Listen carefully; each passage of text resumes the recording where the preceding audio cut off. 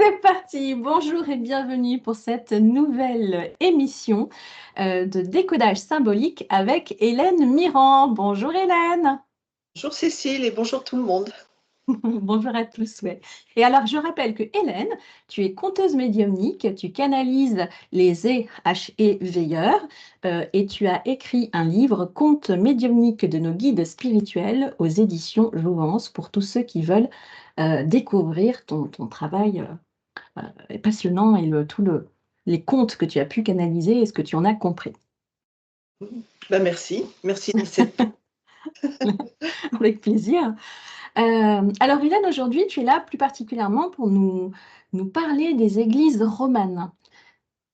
Et je précise que ce décodage que tu vas nous faire n'a pas vocation à aller sur le terrain de l'histoire de l'art, mais de nous faire découvrir les églises romanes à la façon d'un enfant. Donc l'émerveillement de découvrir le lieu et surtout aussi d'en comprendre les apports. Oui, alors d'abord je voudrais préciser quelque chose, c'est que souvent les gens me demandent qui sont les éveilleurs.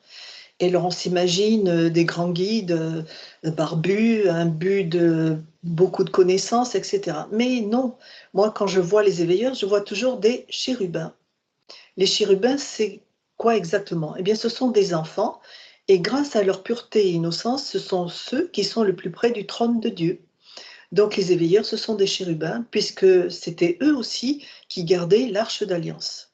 Voilà. Mmh, Voilà.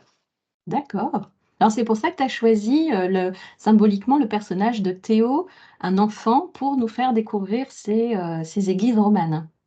Oui, parce que même si j'ai un côté quand même un peu intellectuel, eh bien, je pense qu'il est intéressant de visiter un lieu d'une telle richesse avec des yeux d'enfant, c'est-à-dire retrouver notre innocence et notre pureté.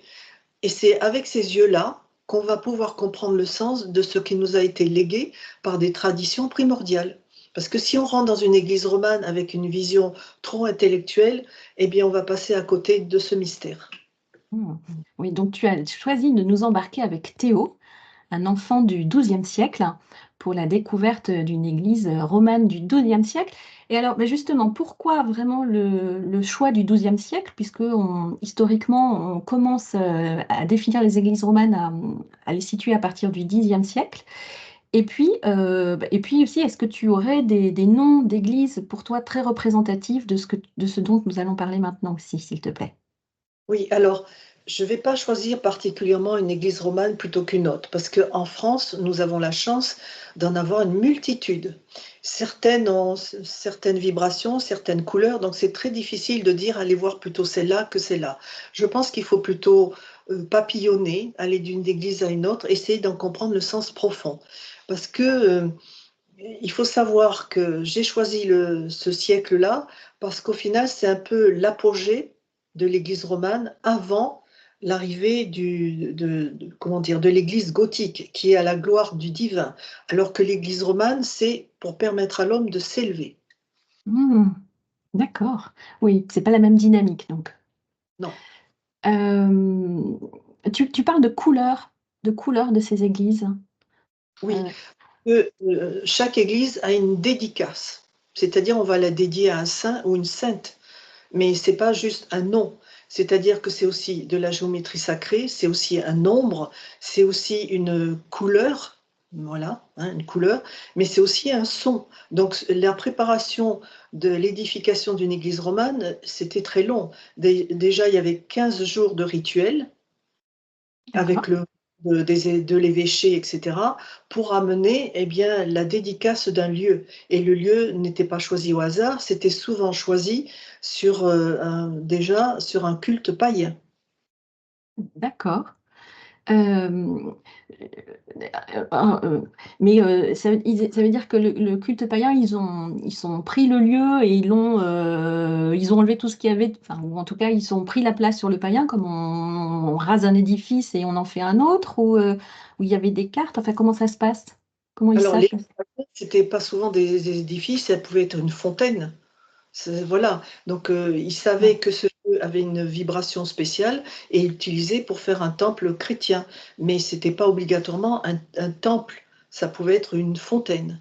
Donc, il n'y D'accord. avait pas nécessairement destruction. Et quand il y avait un temple, eh bien, il gardait quand même la structure. Mais parfois aussi, il détruisait.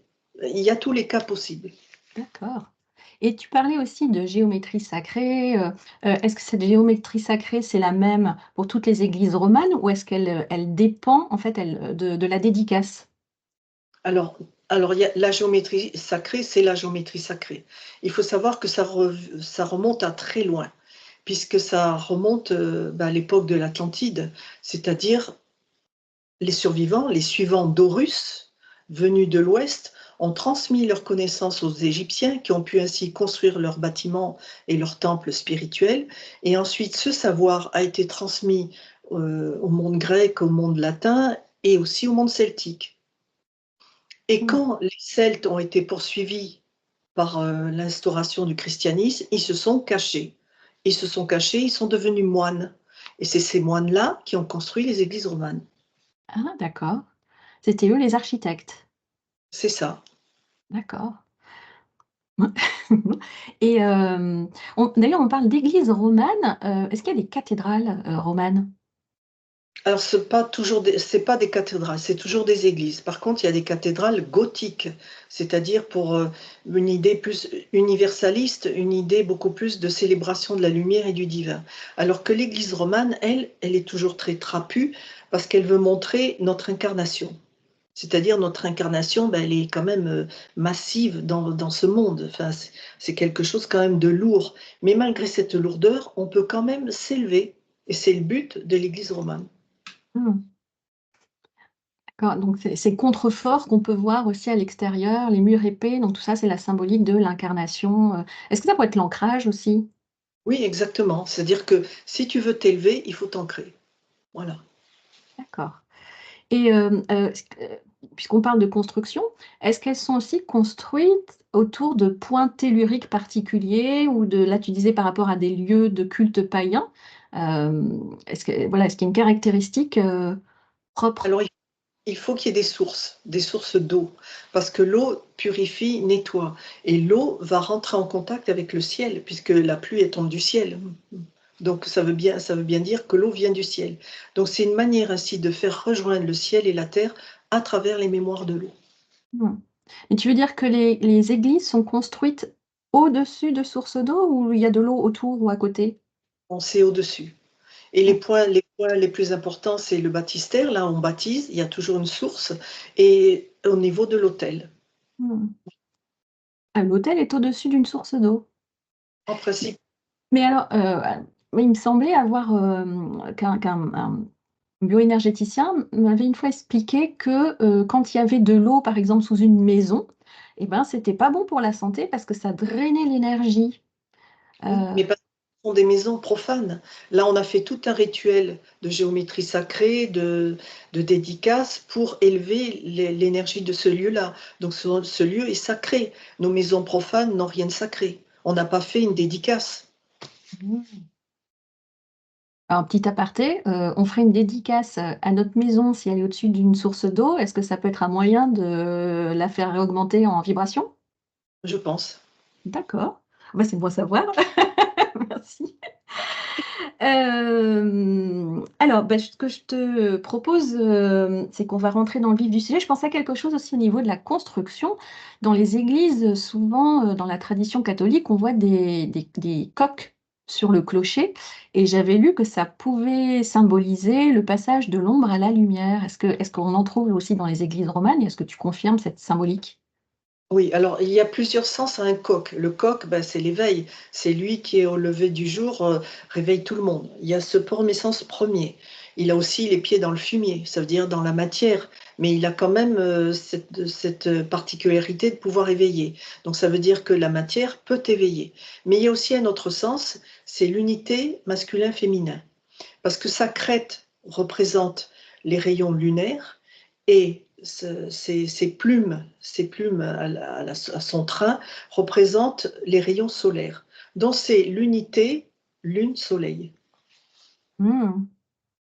Et le coq français, tu crois que c'était aussi ça représentait l'unité masculin-féminin? On l'a plutôt vu comme un un symbole d'orgueil. Mais parce que tout a été dévoilé, la connaissance, on l'a plus. Donc après, on a fait à notre profit, hein. Mmh.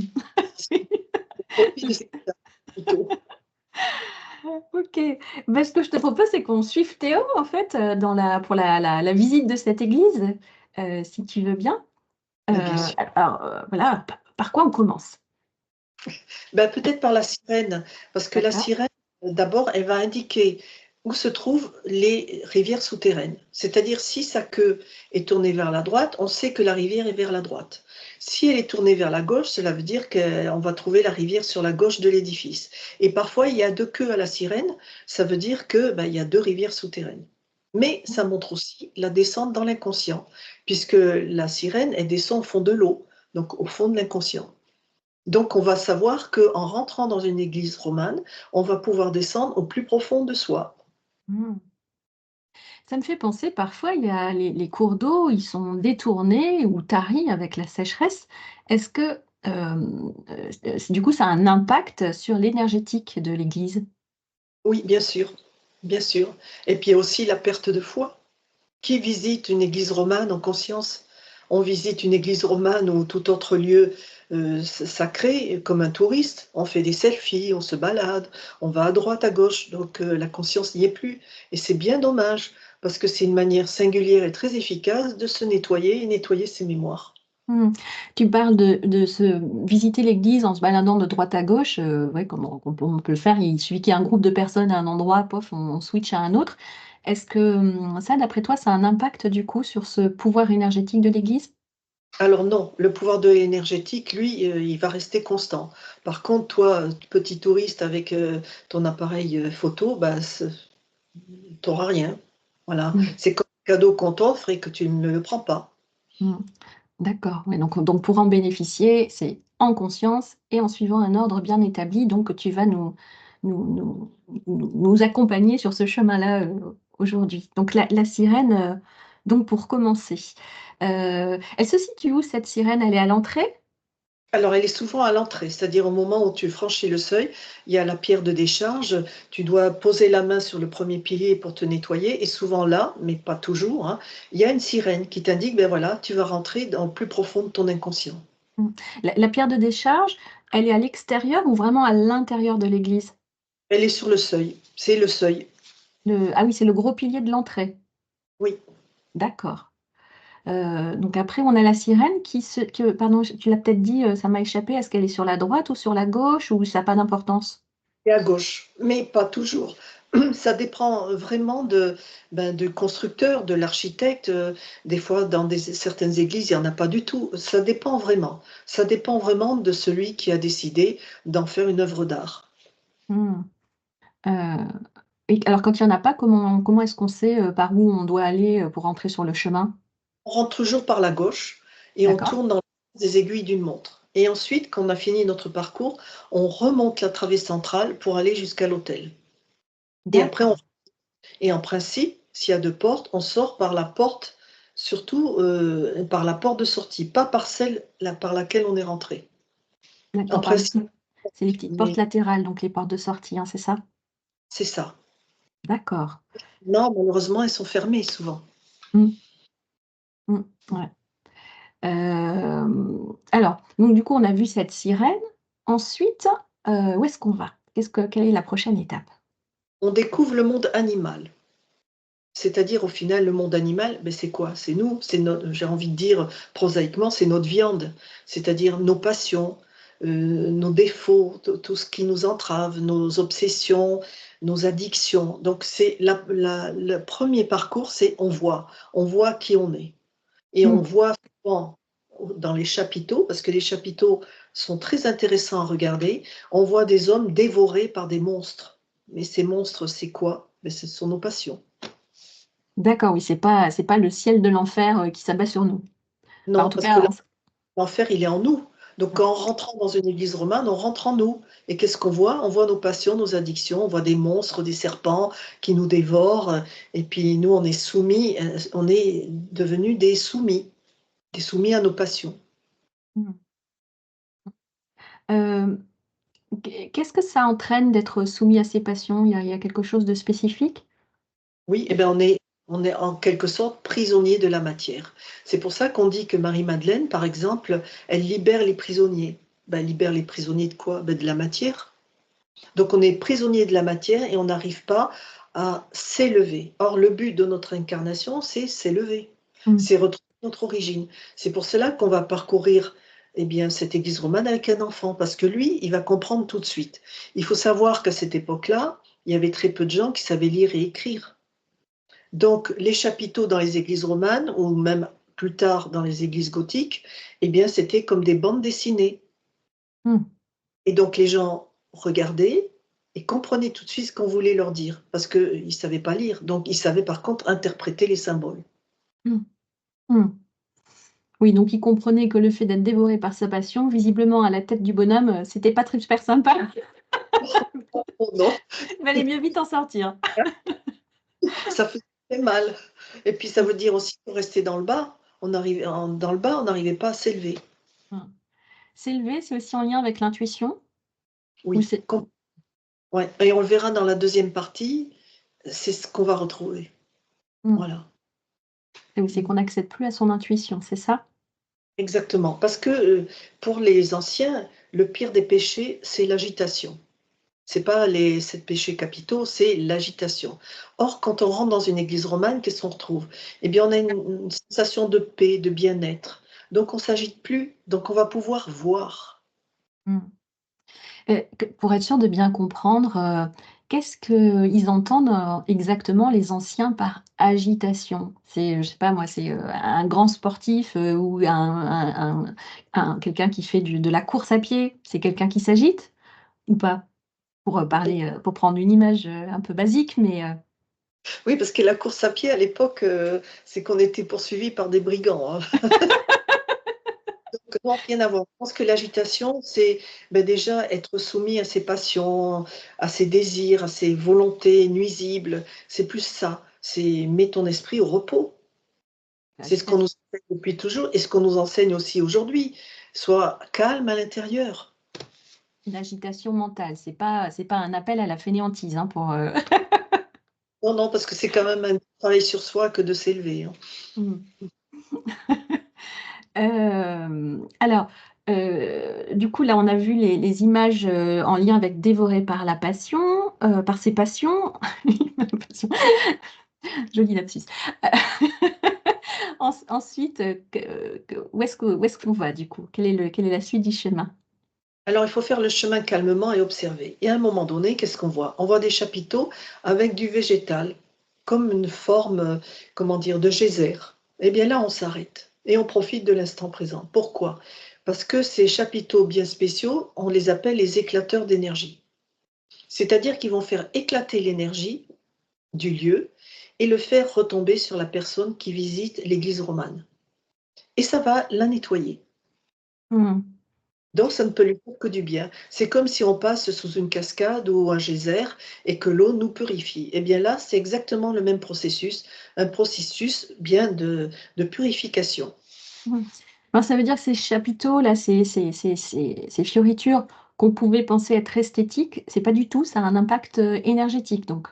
Tellement, c'est pas des arabesques pour faire joli, ou célébrer le végétal, et cetera, ou le végétarisme, non, ça a rien à voir avec ça. C'est un éclateur d'énergie qui va permettre à l'énergie d'être comme des gouttes d'eau qui vont tomber sur la personne au pied du chapiteau et qui va la nettoyer. Mmh. Et cet éclateur d'énergie, il est sur un point tellurique particulier ou c'est le Parce simple que fait? c'est plus un parcours, c'est-à-dire D'accord. on prend conscience de ses défauts, de ses obsessions, de ses passions, hein, en voyant, tous ces êtres dévorés par des monstres et puis tout d'un coup, il y a ce chapiteau qui te montre, beh, pose-toi là et on va te nettoyer. Voilà. Mmh. C'est plus une idée de parcours. Mmh. Et alors là, est-ce que très scolairement, on doit rester, je ne sais pas moi, 5 minutes, 10 minutes devant cet éclateur, d'énergie ou c'est au ressenti? C'est au ressenti parce que tout dépend de la quantité, d'obsession, de passion que l'on a, hein. Ah oui, c'est personnalisé. Un adulte pourra rester plus longtemps qu'un enfant, hein. Théo, lui, il s'arrête juste, quelques secondes, hein. Mmh. Oui, la moins nettoyée. Exactement. OK. Donc une fois qu'on sent le calme revenu finalement, c'est ça. Est-ce que toi, par exemple, quand tu y vas, tu as des sensations particulières au moment de ce nettoyage face à cet éclateur d'énergie? Oui, quelque chose qui s'ouvre, c'est-à-dire au niveau du cœur, quelque chose s'ouvre. C'est assez étonnant, c'est-à-dire que faut vraiment pas y aller, d'une manière intellectuelle en se disant: «Je veux ci, je veux ça». Il faut juste parcourir. C'est une aventure avec soi-même, une aventure spirituelle. Donc on s'arrête, peut-être pas sous l'éclateur, on peut s'arrêter avant, après. C'est une aventure personnelle et individuelle. Donc on ressent au fil du temps, ben, une espèce de bien-être, quelque chose comme une sérénité. Mais tout dépend aussi de la personne, hein. Mmh, d'accord. Ça donne envie d'y aller tout de suite après, quoi. D'en avoir une à côté de la maison. Donc, une fois qu'on est passé devant, beh, c'est aussi c'est les arabesques, ça symbolise aussi le végétal, est-ce que ça serait aussi en lien avec le rapport avec la nature? Parce que dans les contes pour l'humanité que tu nous donnes par ailleurs, on voit toujours ce lien avec la nature, on nous invite à reconnecter à la nature. Est-ce que finalement ça j'ai l'impression qu'il y a aussi un lien entre ça et ces arabesques? Alors, c'est plus la nature primordiale de l'homme, puisqu'au départ, qu'est-ce qui, prenait le pas sur notre côté animal? C'était notre côté végétal. On est fait aussi de végétaux dans notre Mmh. corps. C'est-à-dire, tout ce qui est inconscient, tout ce qui se fait à notre insu, mais qui nous permet de vivre, c'est la symbolique du monde végétal. Donc ça veut dire qu'on va retrouver notre origine. C'est pas la nature environnante, c'est notre origine à nous, notre nature divine, et notre nature divine, elle est avant tout végétale. Dans le jardin d'Éden, il y avait des arbres. Mmh. Oui. OK. Donc après, quelle est la prochaine étape, s'il te plaît? Donc on va passer ensuite, une fois qu'on a bien intégré, que les monstres nous dévorent, mais qu'on a quand même une possibilité d'être nettoyé par le lieu, hein, pas Mmh. par nécessairement un travail, constant et journalier, mais plus par le lieu qui a été édifié pour nous permettre de justement cette élévation. Eh bien, on va passer derrière l'autel, et derrière l'autel, souvent, ben, il y a rien. Il y a aucun décor, il y a rien. Pourquoi? Parce que c'est pas le vide, c'est pas le néant, c'est qu'on est rentré au plus profond de soi, au plus profond de notre inconscient, qui commence à être nettoyé. Mmh. Quand tu dis passer derrière l'autel, c'est, aussi près que le prêtre, quand il est, derrière l'autel ou alors, c'est, pour les païens que nous sommes, passer derrière, en fait, dans l'allée derrière? Oui, c'est plus l'aller derrière, parce que D'accord. l'autel, en principe, c'est sacré, on n'a pas le droit d'y Mmh. aller. Alors maintenant, depuis Vatican II, les autels ont été déplacés, et cetera, donc ça a plus vraiment de sens. C'est pour cela qu'il y a une perte de foi, parce que les énergies ne sont plus là. Mmh. Mmh.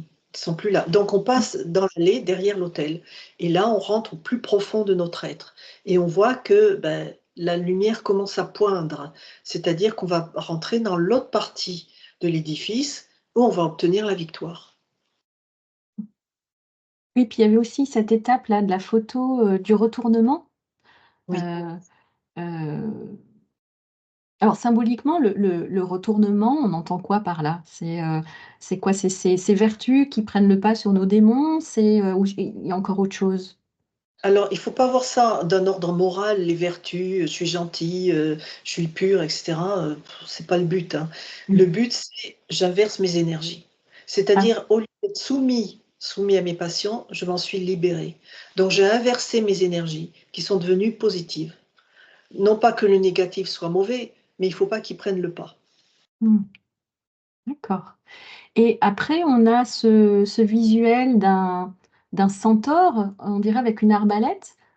Oui, parce que le centaure, c'est un jeu de mots, ça veut dire celui qui n'a pas de tort, qui est sans tort. Ah! C'est-à-dire, et il a éliminé, tous ses torts, tous ses péchés, toutes ses addictions. Donc avec sa flèche, il a atteint son but. Et son Mmh. but, c'est quoi? Ben, retrouver en lui le monde végétal, c'est-à-dire l'intuition, l'imagination, le monde imaginal. Et alors dans Il les est cen il est oui, sans pardon. tort pur, voilà. Pardon, ça a coupé. Tu disais qu'elle est? Il est sans tort, c'est-à-dire qu'il est devenu maître de son destin. Mmh. Et dans la langue des oiseaux, en français, centaure, du coup, ça marche bien. Dans les églises, il y a des églises romanes en Italie? À vrai dire, je ne sais pas. Ah oui? Mais comment dire, là où il y a eu le plus d'églises romanes, c'est quand même en France. D'accord. Parce que j'allais demander si, du coup, c'était les mêmes figures ou pas dans les pays étrangers. Mais, Je pense que oui. mmh. Mais je n'ai pas étudié les églises dans les autres pays. Il y a déjà fort à faire en France. Oui. C'est sûr, oui. OK. Donc, après la lumière là dont tu parlais, qu'est-ce qui la représente? Heu, Alors oui, c'est souvent le foisonnement de végétaux. C'est ça, c'est parce que la lumière, c'est quoi au final? On nous parle beaucoup de lumière, mais au final, on ne sait pas ce que c'est. Est-ce que c'est les rayons solaires? Est-ce que c'est une lampe allumée? Est-ce que c'est tout d'un coup un éveil? Ben, la lumière, c'est quoi? Eh bien, c'est notre origine, c'est regardons les enfants. Qu'est-ce qu'ils font? Ils sont dans le monde imaginaire, avec un bouchon et enfin, je veux dire, une corde, ils s'imaginent qu'ils sont, voilà, des grands maîtres, enfin, avec une boîte, ils sont, ça y est, ils sont avec un véhicule, enfin, il faut retrouver ce monde-là, le monde de notre origine d'innocence et de pureté. Et dans ce monde-là, beh, qu'est-ce qui prédomine? C'est l'imaginaire, mmh, l'intuition. Mmh. mmh. Ouais, le jeu aussi, ouais. Voilà. Dans la première partie de l'Église romane, on voit bien que tout est mental. C'est l'addiction à la matière, c'est tout est mentalisé. Or, dans la deuxième partie, qu'est-ce qui prend le pas? Ben, c'est l'intuition. Donc, on va mieux écouter les signes, les synchronicités, et de plus en plus, on va se rapprocher du monde de l'enfance, mais pas que. On va se rapprocher aussi de notre origine divine, tout a été fait suivant le modèle intuitif. Dans les photos là que tu m'avais envoyées, pour la préparation de cette capsule, il y avait aussi des formes comme des pommes de pin, sur ces formes-là. Est-ce que là, il y a un sens particulier, s'il te plaît? C'est la glande pinéale. Voilà. Les anciens connaissaient la fonction de la glande pinéale, c'est Mmh. recevoir l'énergie divine et qui va te permettre d'être plus intuitif, beaucoup plus concentré sur l'essentiel. Donc c'est pour cela, c'est la victoire, toujours, de l'énergie divine. Et c'est représenté par la pomme de pin, puisque la pomme de pin, ben, dans son écorce, elle a quand même un trésor. Mmh. Et ce trésor, c'est qu'elle nous reconnecte avec le divin, c'est ça? C'est ça. Mais Mmh. c'est bien caché. Mais c'est bien, pardon? Caché. Caché. Heu, OK. Hem Et donc après, tu disais après cette partie-là, on revient, on repasse par l'allée centrale, Oui. et du coup, on passe par devant l'hôtel ce coup-ci? Oui, alors avant, il y a quand même une dernière photo, enfin un dernier chapiteau qui est intéressant, c'est on voit un monstre, enfin une personne, mais Mmh. qui n'est plus envahie par les monstres. Pourquoi? Parce qu'on voit un personnage qui se tient le genou, c'est-à-dire qu'il arrête sa démarche, hein, c'est ça, c'est-à-dire qu'il va plus aller dans le sens de l'addiction ou de l'obsession ou du défaut, il a arrêté cette démarche-là. Donc Mmh. il va pouvoir s'éveiller à autre chose. Et à droite, on voit un personnage qui tient une bourse. Et la bourse, dans la symbolique romane, c'est celle qui détient les vertus. Donc les vertus ont gagné sur les défauts. Et au milieu, le personnage central, on voit qu'il a les jambes écartées et les premier et deuxième chakras ouverts. C'est-à-dire que l'énergie, ça y est, elle commence à monter et à transformer. Parce qu'au niveau du premier et deuxième chakra, il y a ce qu'on appelle le pelvis. Le pelvis en latin, ça veut dire chaudron. Mmh. Chaudron chimique, c'est-à-dire le lieu de transformation des énergies. Voilà. Donc là, les énergies se transforment. Et c'est ainsi qu'on devient un centaure. Et ensuite, après, effectivement, on peut remonter l'allée centrale, aller jusqu'à l'autel, recevoir les bénédictions et faire des prières. Et ensuite, on ressort de l'église romane, et si possible, pas par la même porte par laquelle on est entré. Mmh. Et là, surtout ne pas retoucher la pierre de décharge, j'imagine? Non, parce que là, là, on est totalement purifié, toutes les mémoires sont expurgées, on est un être neuf. Bon, après, on retombe dans les passions et les obsessions, hein, mais Si on ne se sent pas bien, on retourne dans l'église romane. C'est ce que faisaient les gens autrefois, puisque autrefois, ils avaient peu de loisirs, ils n'avaient pas de moyens, ils avaient financiers pour pouvoir faire un travail thérapeutique. Ils n'avaient pas tout ce que l'on a, nous, aujourd'hui, pour pouvoir s'élever. Donc, l'église romane servait effectivement de lieu de guérison. Et donc à chaque passage, on nettoie une couche C'est ça, c'est ça. en Mm. travaillant à travers l'énergétique. Donc, ouais. C'est ça, uniquement l'énergétique du lieu. Mmh. Ah.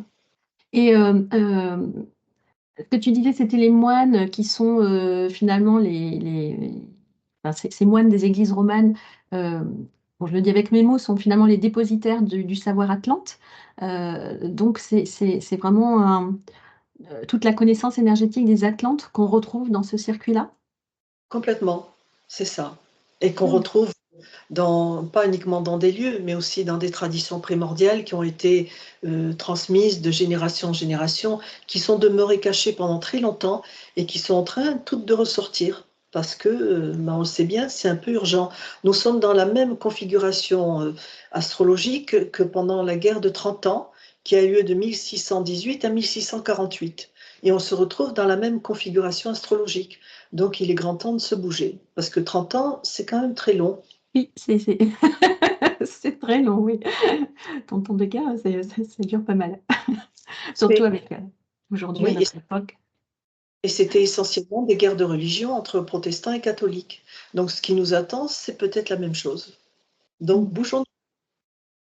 Bonjour-nous et puis, c'est fou finalement quand je t'écoute, comment on passe à côté. Il y a tout qui est déjà là, en fait, et comment on passe à côté sans le voir, sans, Parce que nous avons été formatés par notre éducation, pas nécessairement l'éducation mmh, parentale, mais l'éducation scolaire, qui nous montre qu'une partie. Et cette partie-là, ben, c'est la partie mentale. On ne va pas vous faire visiter une église romane à l'école, hein, ou alors c'est qu'ils sont très éveillés. Donc voilà, donc toute cette connaissance, on l'a, mais il faut être comme un enfant pour pouvoir la décrypter. Or, nous ne sommes plus des enfants. mmh, Voilà. On a et fait de donc êtres essentiellement mentaux. et si je reviens aux églises romanes par rapport à ce que tu disais tout à l'heure, ça veut dire que, en tout cas, cette notion de nettoyage, ne se fait que dans les églises romanes, puisqu'après tu disais que dans les églises gothiques, c'était, était plus en lien avec le divin. C'est-à-dire que là, c'est pas le même nettoyage ou c'est pas la même chose. Là, il faut vraiment aller dans des églises romanes pour pouvoir Oui, bénéficier de ce nettoyage. oui, parce que l'église gothique, c'est la lumière, c'est-à-dire c'est la gloire de la lumière, c'est la gloire du divin. Donc on va glorifier le divin, mais on ne va pas te nettoyer. Puisque c'est pas la base, on voit bien que l'édifice est beaucoup plus grandiose. C'est pas à hauteur d'homme, c'est à hauteur du divin. Mmh, L'église qui est à hauteur d'homme, c'est l'église romane. Elle est petite, elle est trapue, et elle est faite pour toi, mmh, qui est le visiteur, le pèlerin. mmh. Ouais, donc on est en début de thérapie, on va dans l'église romane. Et enfin, on s'est nettoyé, on peut aller célébrer le divin dans l'église gothique. Il n'y Ouais. a pas de souci. Et pareil, on a toujours besoin de nettoyage de toute façon pour passer par l'église romaine. OK. Ah bah, merci beaucoup Hélène. Est-ce qu'il y a quelque chose d'autre que tu voudrais ajouter? Alors, je pense qu'on a une époque difficile et il faut retrouver les savoirs anciens parce qu'ils vont grandement nous aider. C'est pour ça que, ben, moi, je contacte, un enfant du XIIe siècle. Pourquoi? Pas pour faire joli dans le paysage, c'est parce qu'ils nous mettent en garde. Parce que ce que, eux nous ont transmis, ils n'ont pas du tout envie que ça se perde.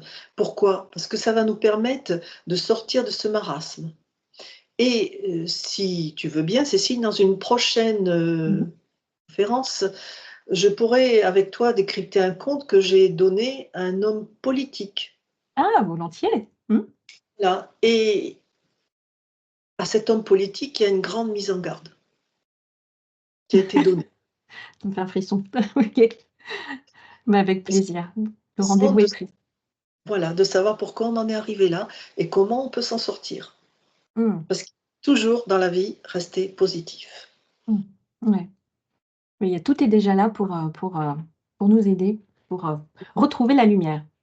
Profitez de vos moments de loisirs pour aller dans une église romane si vous avez la clé. C'est toujours pareil. Mmh. Faut pouvoir y pénétrer. Mais si vous pénétrez, ne pénétrez pas dans ce lieu sacré comme un touriste, pénétrer comme un être conscient et profiter de l'énergie du lieu qui va vous nettoyer et vous ressortirez de là content et satisfait. Et d'ailleurs, pour bien aussi définir la notion de conscience, la conscience, c'est pas juste savoir que ce chemin va nettoyer, c'est peut-être aussi, enfin tu me le confirmes ou pas, hein, je sais pas, je réfléchis à voix haute, mais est-ce que c'est aussi est-ce que ça serait pas aussi mettre l'intention, en faisant ce chemin, je me purifie, je me nettoie, je lâche prise sur, tout ce qui entrave, mon élévation? Alors surtout, il ne faut pas y aller avec une volonté. Il faut être comme Ah, un enfant. Voilà, j'admire, j'observe, j'ouvre mon cœur, j'ouvre mes yeux. J'essaie pas de comprendre ce qu'on veut me dire, parce que de toute façon, on comprendra. Mais il faut juste profiter de l'instant présent. Être comme Théo, qui visitait cette église romane. Il savait qu'à la sortie, ben, je veux dire, les bêtises qu'il avait faites, elles seraient pardonnées. Qu'il n'avait pas besoin de passer par le confessionnal. Qu'il allait être nettoyé, et puis qu'il serait un adulte conscient. Voilà. Qui ferait profiter de ce qu'il avait reçu, de ce qu'il a reçu au collectif. Parce qu'à l'époque, on pensait collectif. Aujourd'hui, on pense individuel. Donc, ne pensez pas en tant qu'être individuel. Pensez que le chemin que vous faites, le parcours que vous faites dans cette église romane va servir à tout le monde. Alors, ouvrez votre cœur plutôt que votre tête. mmh. Mais merci bien, j'ai bien fait de poser la question. Ah bah, merci beaucoup. Merci à Merci beaucoup. Merci Éline, Hélène. Je tout. Merci Hélène pour ces éclairages et pour ce décryptage, passionnant des églises romanes que assurément, en tout cas je parle pour moi, là je ne verrai plus du tout de la même façon. Merci beaucoup. bonne visite à tous et toutes. Et à une prochaine fois. Avec plaisir, à bientôt. À À bientôt. bientôt. À bientôt.